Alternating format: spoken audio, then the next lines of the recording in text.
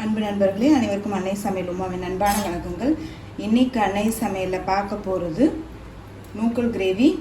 பூரி சப்பாத்திக்கு சூப்பரான side dish. இதில் நூக்கலில் பண்ணிங்கன்னா யாரும் நம்பவே மாட்டாங்க, உருளைக்கிழங்குல செஞ்ச மாதிரியே இருக்கும். வாங்க எப்படி செய்கிறதுன்னு பார்க்கலாம். இப்போ 4 நூக்கோலை கட் பண்ணி சேர்த்துக்கலாங்க. உருளைக்கிழங்கு கட் பண்ணுற மாதிரி மீடியமாகவே கட் பண்ணிக்கோங்க. கொஞ்சமாக தண்ணி, கொஞ்சம் உப்பு, கொஞ்சம் மஞ்சத்தூள்.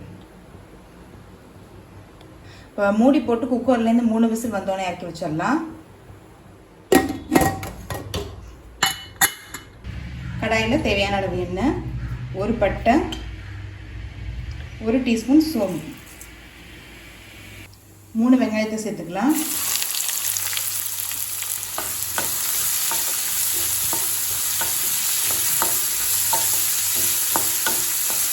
வெங்காயம் நல்லாவே வதங்க. 2 டீஸ்பூன் இஞ்சி பூண்டு விழுது,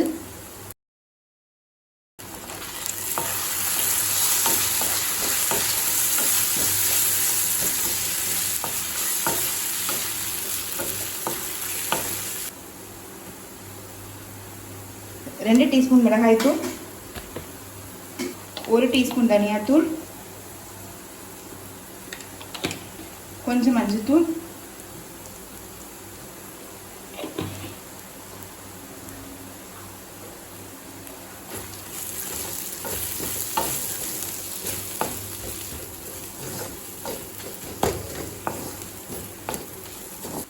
அடுத்தது 3 தக்காளியை அரைச்சி சேர்த்துக்கலாங்க. தேவையான அளவு உப்பு,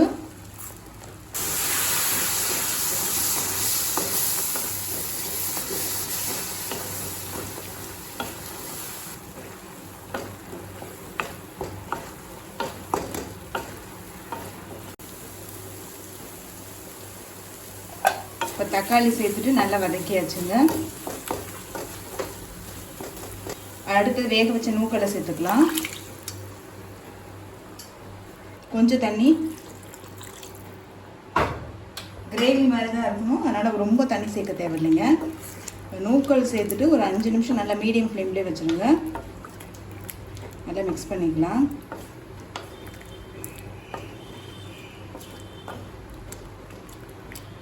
மூடி போட்டு ஒரு 5 நிமிஷம் மீடியம் ஃப்ளேம்லேயே வச்சிடலாம்.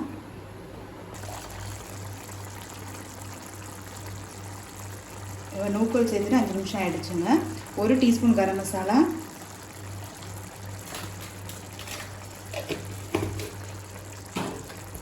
கரம் மசாலா சேர்த்திங்கன்னா டேஸ்ட் ரொம்பவே நல்லாயிருக்கும்.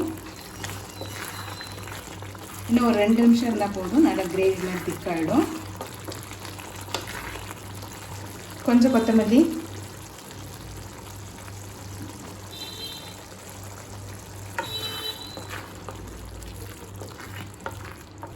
நூக்கல் கிரேவி ரெடி ஆகிடுச்சுங்க. சர்வ் பண்ணிடலாம். இப்போ சுவையான நூக்கல் கிரேவி ரெடி ஆகிடுச்சு. ரெசிபியை ட்ரை பண்ணி பாருங்கள், கண்டிப்பாக உங்களுக்கே பிடிக்கும். ரெசிபி பிடிச்சிருந்ததுன்னா வீடியோவை லைக் பண்ணுங்கள், கமெண்ட் பண்ணுங்கள், ஷேர் பண்ணுங்கள். இது வரைக்கும் அன்னை சமையல் சேனலை சப்ஸ்கிரைப் பண்ணாதவங்க மறக்காமல் சப்ஸ்கிரைப் பண்ணுங்கள். தேங்க்யூ.